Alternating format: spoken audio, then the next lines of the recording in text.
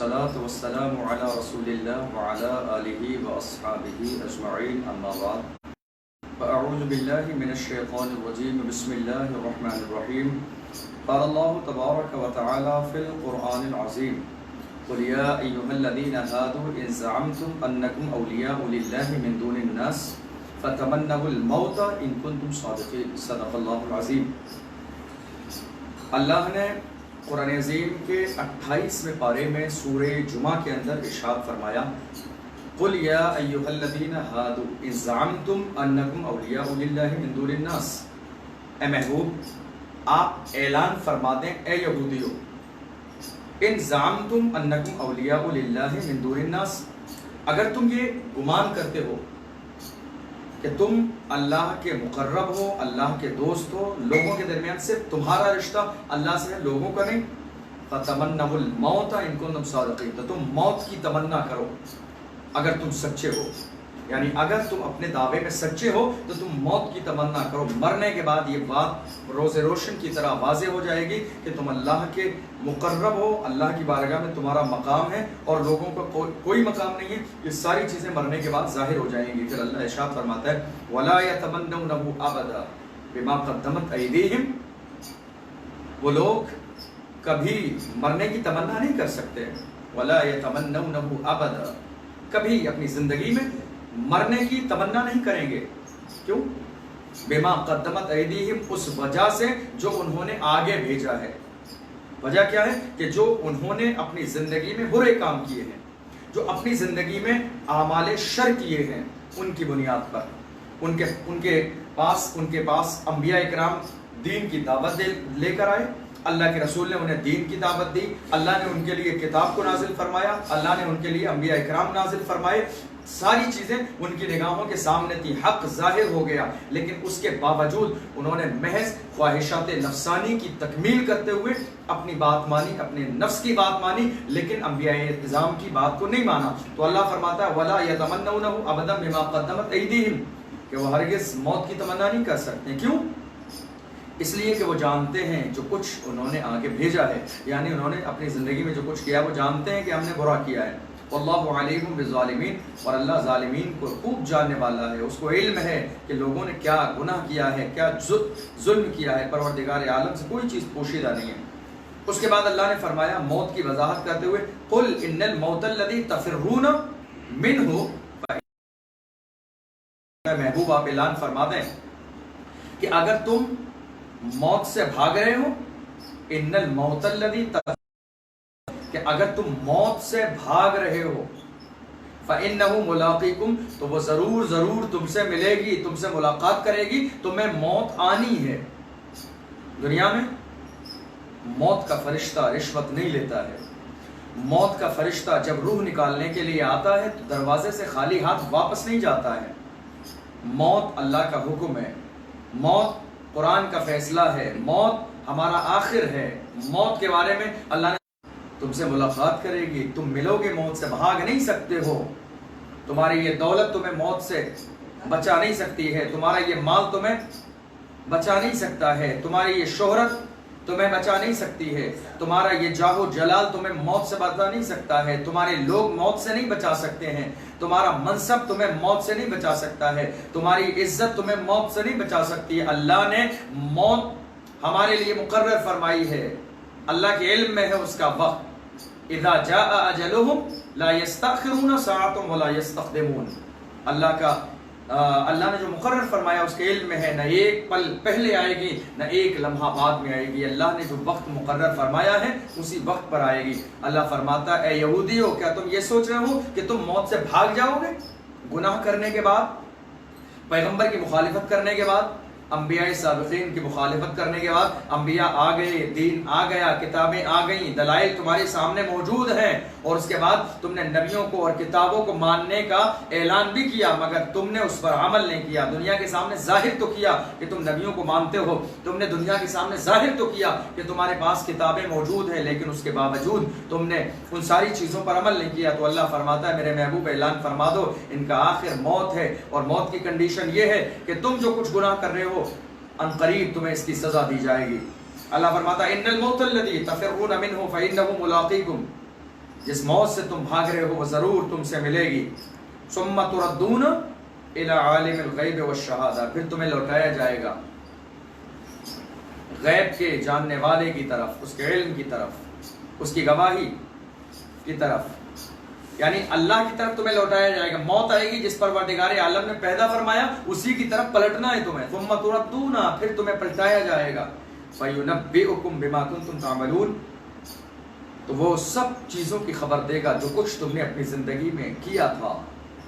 तुम ये सोच रहे हो तुम्हारे गुनाह किसी को मालूम नहीं है, तुम्हारी जफाकारियाँ किसी को मालूम नहीं है, तुम्हारी नाफरमानियाँ किसी को मालूम नहीं है, तुम्हारे गुनाह किसी को मालूम नहीं है, ऐसा नहीं है।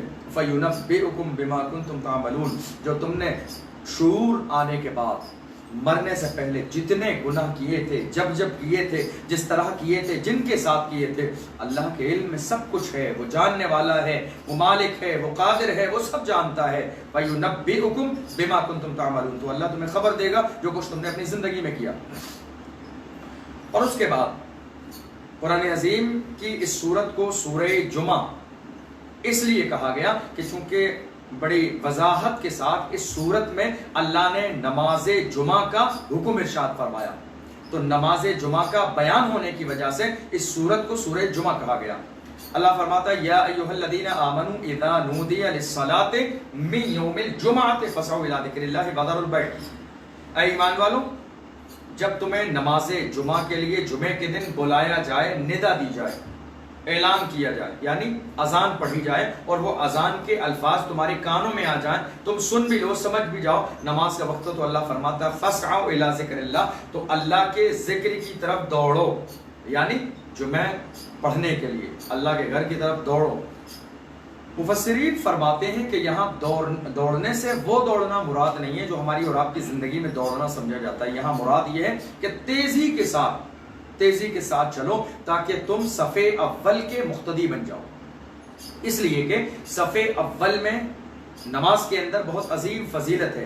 बिलखुसूस नमाज जुमा के बारे में कई अहादीस इस तरह की भी मिलती हैं। अल्लाह के रसूल सल्लल्लाहु अलैहि वसल्लम फरमाते हैं कि जो जुमा के दिन पहली सफ में सबसे पहले अल्लाह के घर में आता है नमाज पढ़ने के लिए, तो अल्लाह ताला उसे बड़े जानवर को उसकी बारगाह में कुर्बानी का सवाब अता फरमाता है। इसलिए फरमाया फसअू इला ज़िक्रिल्लाह, दौड़ो अल्लाह के जिक्र की तरफ, यानी मस्जिद की तरफ जाओ। व ज़रुल बैअ, और खरीदो फरोख्त छोड़ दो। ये आयत उस जमाने में नाजिल हुई जबकि इस्लाम का इब्तिदाई दौर था, लोग कारोबार में मशगूल थे और जुमे के दिन होता यह था कि मदीने में बाजार लगता था और मदीने के इर्द गिर्द रहने वाले देहात के लोग, छोटे छोटे गांव के लोग अपनी छोटी छोटी चीजें मदीने में बेचने के लिए जुमे के दिन गांव देहात से लाते थे। तो ये लोग चूंकि हफ्ते में एक दिन बाजार लगता था तो उन चीजों को खरीदने में मशगूल हो जाते थे और नमाज जुमा का वक्त हो जाता था। तो अल्लाह ने इरशाद फरमाया, ऐ ईमान वालों, जब नमाज जुमा का वक्त हो जाए और तुम्हारे कानों में अजान की आवाज आए तो खरीदो फरोख्त छोड़ दो और अल्लाह के जिक्र की तरफ दौड़ो, यानी कि अल्लाह के घर में जाओ। आज आलम यह है, हमारे दरमियान अफसोसनाक बात है कि हमारे दरमियान बेशुमार मुसलमान ऐसे हैं जुमे के दिन वो घर में मौजूद हैं, लेकिन नमाज जुमा के लिए जब अजान पढ़ी जाए किसी जगह 12:40 पर, कहीं 12:45 या 50 पर, और मस्जिद के अंदर खुतबे की अजान 1:30 पे पढ़ी जाती है, तो बेशुमार हमारे मुसलमान भाई ऐसे भी हैं कि जो घर में लेटे हुए आराम करते हुए मुंतजर रहते हैं कि जब खुतबा का वक्त होगा तब हम मस्जिद के अंदर जाएंगे। यानी अगर हम पहली अजान के बाद, जुमे के दिन 2 अजानें होती हैं, पहली अजान और एक खुतबे वाली अजान, दूसरी अजान, अजान सानी जिसको कहा गया, तो हमारे बहुत सारे लोग ऐसे हैं कि जो पहली अजान पर भले ही वो नहा के गुस्ल करके अच्छा लिबास पहन के खुशबू लगा के तैयार हो, लेकिन उसके बावजूद वो मस्जिद में नहीं जाना चाहते हैं बल्कि घर में आराम करना चाहते हैं, या मस्जिद के बाहर दोस्तों के पास खड़े होकर गपशप करना चाहते हैं कि हम 1:30 बजे या 1:25 पर 28 पर मस्जिद के अंदर एंट्री करेंगे, जो कि खुतबे का वक्त होता है। आप देखिए, खुतबे से पहले का जो वक्त है, आपको क्यों ऐसा लगता है कि ये जरूरी वक्त नहीं है? कुरान का ऐलान है कि जब अल्लाह के घर से आवाज आ जाए تو بہانے مت بناؤ، جو کاروبار تم کر رہے ہو وہ چھوڑ دو، اللہ کا حکم ہے کاروبار چھوڑ دو، جمعہ کا دن اذان کے وقت میں کاروبار چھوڑ دو، اب تمہاری تیاری اللہ کے گھر جانے کے لیے ہو۔ یہ کاروبار، یہ دولت، یہ شہرت، یہ مال وہی پروردگار عالم دینے والا ہے جو اپنے گھر کی طرف بلا رہا ہے۔ ہم نے بہانے کیے، ہم نے وقت کا انتظار کیا، ہم 2 منٹ خطبے سے پہلے مسجد میں پہنچے، ہمارے پاس مسجد میں جانے کے لیے وقت نہیں تھا، پہلی اذان کے بعد ہمارے پاس وقت نہیں تھا۔ آج عالم یہ ہے، پوری امت مسلمہ حیران و پریشان ہے، منتظر ہے کہ مسجد میں جانے کا موقع مل جائے، لیکن اللہ نے اپنے گھر کے دروازے بند کر دیے۔ آج لوگ رو رہے ہیں، آج لوگ سسک رہے ہیں، آج لوگ بلک رہے ہیں، راتوں میں دعا کر رہے ہیں اے اللہ اپنے گھر کے دروازے ہمارے لیے کھول دے۔ لیکن یاد کریں آج آپ کو اس نعمت کی قدر ہے، لیکن اس زمانے میں آپ کو قدر نہیں تھی جبکہ مسجدوں کے دروازے آپ کے لیے کھلے ہوئے تھے، مسجدوں کے فرش آپ کے لیے تھے، یہ مسجد کی قالینیں آپ کے لیے تھی، مسجد کا نظام آپ کے لیے تھا، بار بار مائک سے اعلان اور اذان کی آواز آپ کے لیے تھی، اللہ کے گھر میں آ جائیں، بلایا جا رہا ہے آپ کو، لیکن آپ نہیں آتے تھے۔ آج عالم یہ ہے، آپ کوشش کر رہے ہیں، لیکن رمضان کا پورا مہینہ گزرنے والا ہے، ہزاروں لاکھوں کی تعداد میں ہمارے اور آپ کے درمیان سے مسلمان بھائی ایسے ہیں کہ جنہیں مسجد میں ایک وقت کی نماز پڑھنے کا موقع میسر نہیں آیا۔ یہ بدنصیبی ہے ہمارے گناہوں کی وجہ سے۔ جب ہمارے پاس وقت تھا، ہم جا سکتے تھے، نماز پڑھ سکتے تھے، اللہ کو راضی کر سکتے تھے، اس وقت میں ہم بہانے بناتے تھے مسجد جانے کے لیے۔ ہمارے پاس 5 منٹ پہلے جانے کا وقت نہیں تھا کہ مسجد میں جا کر فری بیٹھ کر کیا کریں گے۔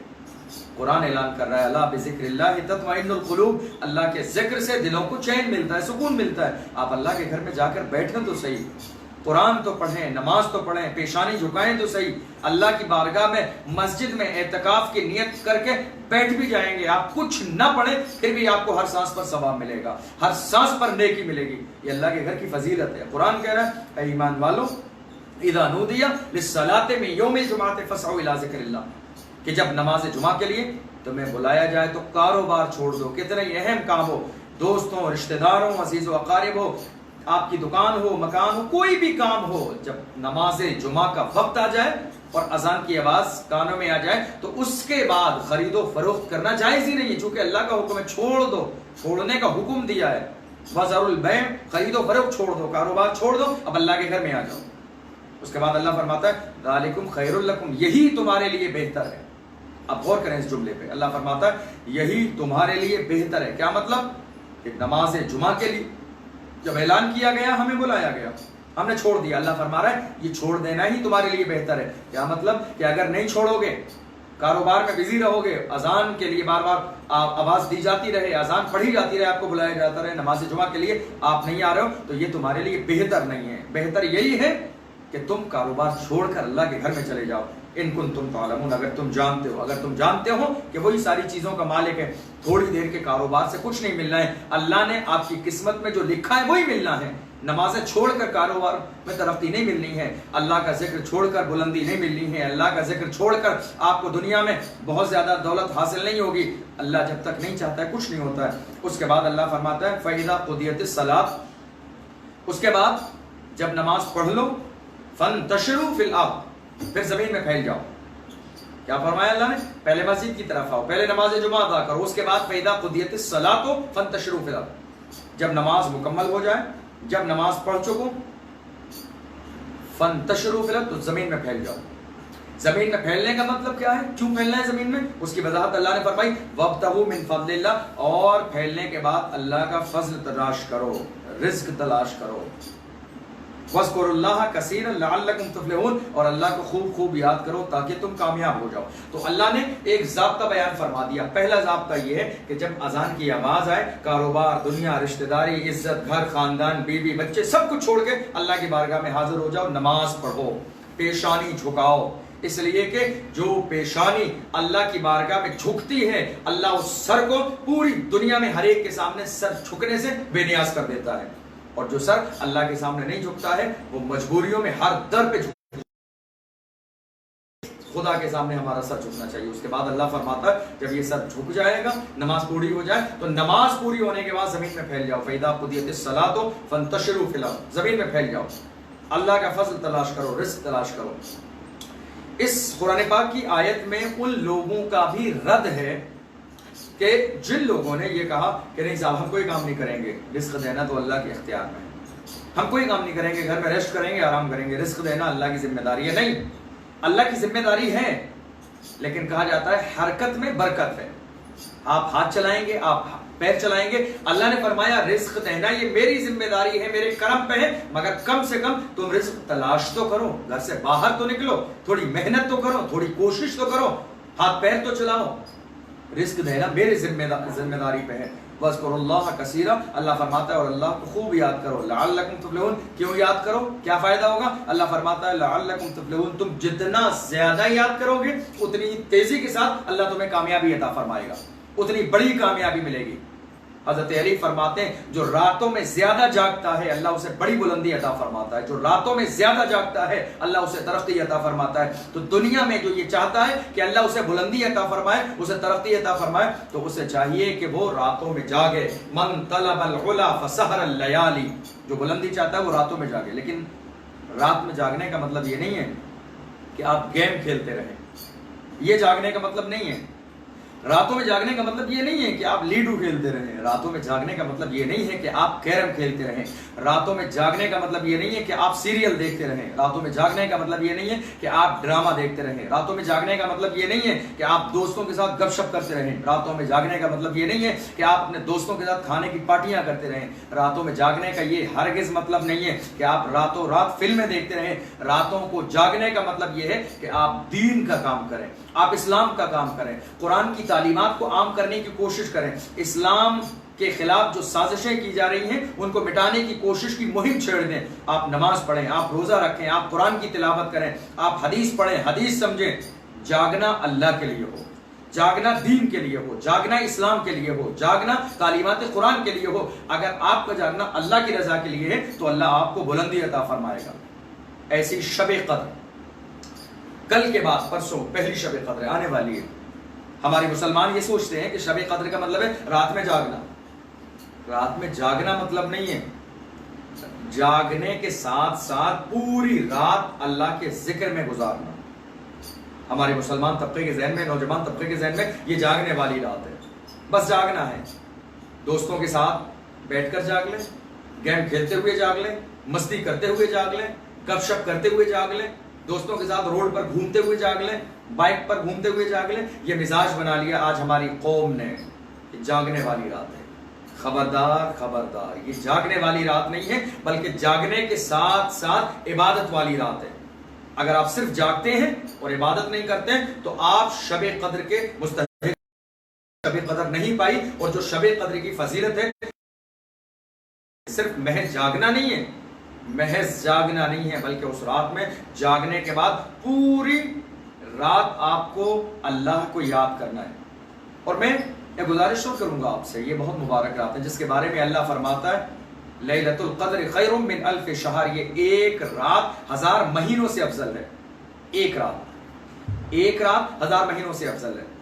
ایک رات کی عبادت 1000 مہینوں سے زیادہ افضل ہے. لیکن یہ کب ہوگی؟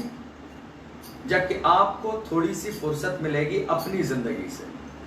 تھوڑی سی فرصت آپ کی اپنی زندگی سے ملے گی تو یہ آپ کے لیے یقیناً بہت افضل ہوگا. آنے والی مبارک 5 راتیں ہیں، 21ویں شب، 23ویں شب، 25ویں شب، 29، 27ویں شب، 29ویں شب. یہ 5 مبارک راتیں ہیں. یہ زندگی میں یقیناً آپ کے انقلاب پیدا کرنے والی راتیں ہیں. اگر ان 5 راتوں کو آپ جاگ لیتے ہیں، صحیح معنی میں عبادت کر لیتے ہیں اور اللہ کو راضی کر لیتے ہیں تو آپ یقین جانیے آپ کی زندگی اور آپ کی قسمت کا ستارہ بدل سکتا ہے. آپ کی پریشانیاں دور ہو سکتی ہیں، بیماری دور ہو سکتی ہے، کاروبار میں ترقی مل سکتی ہے، آپ کی گھریلو پریشانیاں دور ہو سکتی ہیں. چونکہ یہ مبارک وہ راتیں ہیں کہ جن راتوں میں اللہ کرم کی بارشیں نازل فرماتا ہے. اللہ گناہگاروں کو جنتی بنا دیتا ہے. جن کی پوری سال دعائیں قبول نہیں ہوتی ہیں، اللہ اس مبارک رات میں، ایک تو رمضان کا مبارک مہینہ ہے کہ جس مہینے میں جہنم کے دروازے بند ہیں، جنت کے دروازے کھلے ہوئے ہیں. تو آپ کوشش کریں جاگیں، لیکن آپ کی جاگنے کا انداز کیا ہو؟ آپ اپنی پوری زندگی، قیمتی زندگی میں سے ایک دن ایسا نکال سکتے ہیں، یا یہ 5 راتیں ایسی نکال سکتے ہیں کہ جن 5 راتوں میں آپ کے ہاتھ میں فون نہ ہو. اور اگر فون آپ استعمال کرتے ہیں تو اس کے لیے شرط ہے کہ فون کا استعمال آپ کے واٹس ایپ کے لیے نہ ہو، فیس بک کے لیے نہ ہو، ٹویٹر کے لیے نہ ہو. آپ کا فیس بک کا استعمال یا نیٹ کا استعمال ہو محض دین کے لیے، تعلیمات سننے کے لیے، قرآن سننے کے لیے، بیانات سننے کے لیے، ان ساری چیزوں کے لیے اگر آپ فون کا استعمال کرتے ہیں تو اس میں کوئی حرج نہیں ہے، بلکہ یہ باعث ثواب ہے۔ لیکن محض گیم کھیلتے ہوئے، دوستوں سے بات کرتے ہوئے، گپ شپ کرتے ہوئے زندگی کا یہ ایک دن ایسا گزار لیں گے، 5 راتیں آپ کی زندگی میں انقلاب پیدا کر سکتی ہیں۔ کوشش کریں ان مبارک راتوں میں جاگیں اور اللہ کو یاد کریں، اس لیے کہ اللہ نے وعدہ فرمایا جتنا زیادہ اللہ کو یاد کرو گے اللہ اتنی ہی ترقی عطا فرمائے گا۔ اس کے بعد فرمایا وَإِذَا رَأَوْا تِجَارَةً أَوْ لَهْوًا انفضوا إِلَيْهَا وَتَرَكُوكَ قَائِمًا۔ اے میرے محبوب، عالم یہ ہے مدینے میں کہ جب یہ آپ کی مسجد میں آنے والے لوگ نماز جمعہ کے وقت میں، ایک زمانہ وہ تھا، ابتدائی دور تھا، غربت کا دور تھا، غریبی کا، اور گاؤں دیہات سے لوگ چیزیں بیچنے لاتے تھے، تو ہوا یہ کہ اللہ کے رسول صلی اللہ علیہ وسلم جمعے کی نماز پڑھا رہے، خطبہ دے رہے، جب چیزیں آئیں بکنے کے لیے اور اعلان کیا گیا تو کچھ لوگ ایسے تھے جو چیزوں کی خریدنے کے لیے وہ مسجد سے اٹھ کے چلے گئے۔ ایک وجہ تو یہ تھی کہ چونکہ اس وقت تک یہ حکم نازل نہیں ہوا تھا کہ وہاں جانا منع ہے، دوسری وجہ یہ تھی کہ وہ نئے مسلمان تھے، نیا دور تھا، غربت کا دور تھا، اور وہ یہ سوچتے تھے کہ شاید اگر یہ چیز آج نہیں ملی تو ایک ہفتے کے بعد ملنے والی ہے، تو چلے گئے بہت سارے لوگ۔ اللہ کے رسول صلی اللہ علیہ وسلم اور تقریباً 12 سے 13 لوگ مسجد میں رہ گئے، باقی ساری لوگ نماز جمعہ کے وقت میں چیزوں کو خریدنے کے لیے چلے گئے۔ تو اللہ نے قرآن عظیم کی اس آیت کو نازل فرمایا کہ ان کے لیے تجارت یا خرید و فروخت بہتر نہیں ہے، بلکہ ان کے لیے وہ بہتر ہے جو اللہ کے پاس سے ہے، جو اللہ انہیں عطا فرمانے والا ہے۔ میرے محبوب، آپ ان میں اعلان فرما دیں، خبردار جب نماز جمعہ کا وقت ہو تو خرید و فروخت چھوڑ دو، اللہ کی رضا کے لیے صرف اللہ کو راضی کرنے کی کوشش کرو۔ جب اللہ کو راضی کر لو گے تو رزاق وہ ہے، رزق دینے کا اس نے وعدہ فرمایا ہے، وہ انشاءاللہ انتظام بھی فرما دے گا۔ فرمایا قل ما عند اللہ خیر من اللہو ومن التجارہ، اے میرے محبوب آپ اعلان فرما دو جو کچھ اللہ کے پاس ہے وہ لہو و لعب سے اور تجارت سے زیادہ بہتر ہے، واللہ خیر الرازقین، اور اللہ تعالیٰ بہترین رزق عطا فرمانے والا ہے۔ ہمیں اور آپ کو بھی یہی کوشش کرنا چاہیے کہ جب جمعے کا دن آ جائے، جمعے کا وقت آ جائے تو ہم نماز جمعہ کا بہت اہتمام کریں، لباس پہنیں، غسل کریں، خوشبو لگائیں، اور اس کے بعد وقت سے پہلے مسجد میں جا کر بیٹھیں۔ آج تو صورتحال یہ نہیں ہے، آج تو کرونا وائرس کی وجہ سے لاک ڈاؤن اور کرفیو کے زمانے میں عالم یہ ہے کہ چند لوگوں کو نماز جمعہ ادا کرنے کی اجازت ہے، باقی ہم اور آپ تمام لوگ اپنے گھروں پہ نماز ظہر تنہا ادا کر رہے ہیں، یہ عالم ہے۔ لیکن پھر بھی اس وقت میں آپ اور ہم سب دعا کریں اللہ کی بارگاہ میں کہ پروردگار عالم ہم سب کو اس مصیبت اور اس بلا سے نجات عطا فرمائے، تاکہ ہم پھر جلدی سے اللہ کے گھر میں جائیں اور زیادہ سے زیادہ بہتر انداز میں عبادت کر سکیں۔ اللہ کی بارگاہ میں دعا ہے پروردگار عالم قبول فرمائے۔ اللهم صل على سيدنا ومولانا محمد مبارك وسلم صلاة وسلاما عليك يا رسول الله اللهم صل على سيدنا ومولانا محمد مبارك وسلم صلاة وسلاما عليك يا رسول الله مالک و مولا پروردگار ہماری اس محفل کو اپنی بارگاہ میں قبول فرما۔ اے اللہ قصدن یا سہون کوئی لفظ شیو تو اپنے شان کریمی سے معاف فرما۔ اے اللہ ہماری اس محفل کے ذریعے ہم سب کی نجات عطا فرما۔ اے اللہ ہم سب کے گناہوں کو معاف فرما۔ اے اللہ ہم میں جو بیمار ہیں انہیں شفائے کاملہ و عاجلہ عطا فرما، جو پریشان حال ہے مولا ان کی پریشانیوں کو دور فرما۔ اے اللہ جو بے اولاد ہیں انہیں نیک صالح اولاد عطا فرما۔ مالک و مولا پروردگار عالم اپنے محبوب صلی اللہ علیہ وسلم سے سچی پکی محبت کرنے کی توفیق عطا فرما۔ ہم لوگوں کو بری صحبت سے بچا، اے اللہ شر کرنے والوں کی شرارت سے بچا، اے اللہ ہمیں حاسدین کے حسد سے بچا۔ مالک و مولا ہم سب کی مغفرت فرما، ہمارے والدین کی مغفرت فرما۔ اے اللہ جب تک دنیا میں رہیں تیرے محبوب کے وفادار بن کر رہیں، اور اے اللہ جب دنیا سے جائیں تو ہم سب کا خاتمہ ایمان پر فرمانا۔ ان اللہ وملائکتہ یصلون علی النبی یا ایھا الذین آمنوا صلوا علیہ وسلموا تسلیما۔ صلی اللہ علی النبی الامی وآلہ صلی اللہ علیہ وسلم صلاۃ وسلاما علیک یا رسول اللہ۔ سبحان ربک رب العزۃ عما یصفون وسلام علی المرسلین والحمد للہ رب العالمین وبحق لا الہ الا اللہ محمد رسول اللہ صلی اللہ علیہ وسلم۔